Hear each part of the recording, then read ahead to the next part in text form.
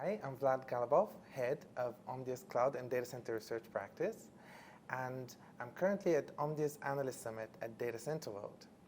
And I'm joined by Kumaran Siva, who runs strategic business development for the CPU product line at AMD, who is also one of our key partners at the summit. Hi, Kumaran. Hi, Vlad. Good to be here. Thank you so much. It's an honor to be here. Yes, I mean, it's great to have you. I think that the topic of computing is so key for our conversation. Today we're talking about sustainability and how to turn the effort to be more sustainable into also a very practical and business-driven initiative. So as we go into that, I wanted to talk to you about computing. Computing is the essence of the data center. So what do you think, and what do people tell you as you speak to end users? What makes an optimal computing experience? No, it's a good question. So in terms of an optimal computing experience, I feel like you have certain baseline pieces that need to be there. You always have to have performance. A user expects a job to be done overnight or a job to be done with a simulation to be completed within a certain period of time. So there's always an element of performance, an element of time to completion that's there. There's also an implicit requirement for security, especially in this world where we have lots of ransomware attacks, and you hear about these things all the time.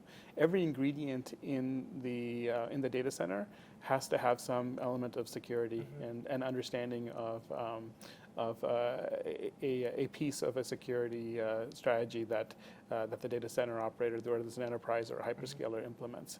On top of that, though, increasingly now it's becoming about efficiency. I think data centers have always been about efficiency. They've been about efficiency because of physics, like you have to provide a certain amount of power and be able to cool it. But now there's a renewed effort because of sustainability and because of our, more global awareness of the impact of climate change. There's a push to be more and more efficient, and that changes a little bit the scale. We were heading towards as much efficient performance per watt that you could get, but sustainability has redoubled that effort and maybe shifted that curve even more towards greater efficiency. Well, one of the things that really impressed me when the EPIC product line first came out was a story about consolidation, the opportunity to actually change the components within a server to reduce the number of CPUs or to actually use fewer servers. Could you talk about kind of what role does consolidation have to play in this chase of data center sustainability?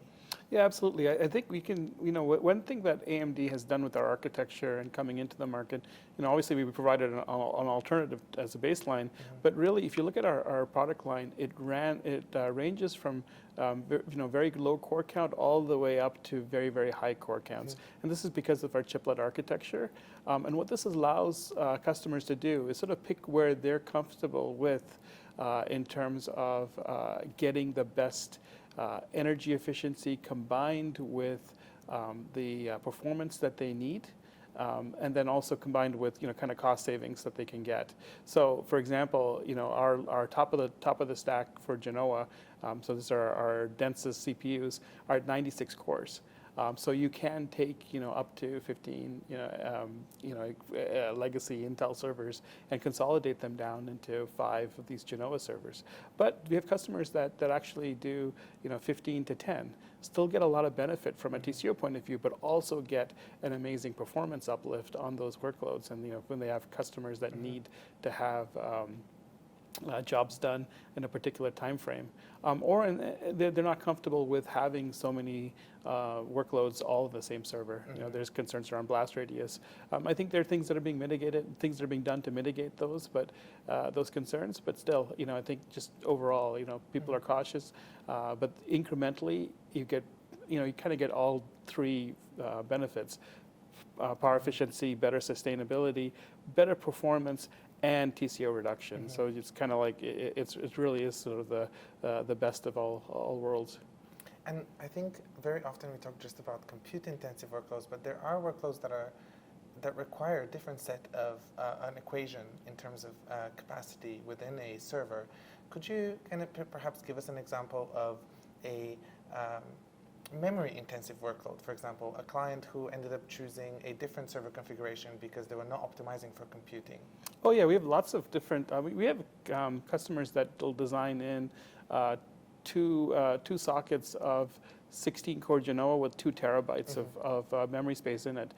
So these applications include things like mission-critical database, where you have the need for a large memory set, but you need that single-thread performance because the coordination between cores is too costly. So they'll do that. We have examples in sort of high-performance computing commercial HPC applications, so computer-aided design, electronic design, automation.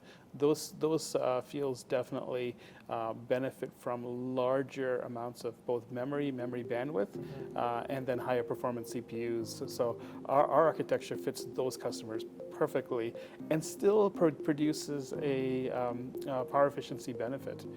So it is kind of neat, and it's sort of the benefit of being on the latest node of the latest process node from the foundries.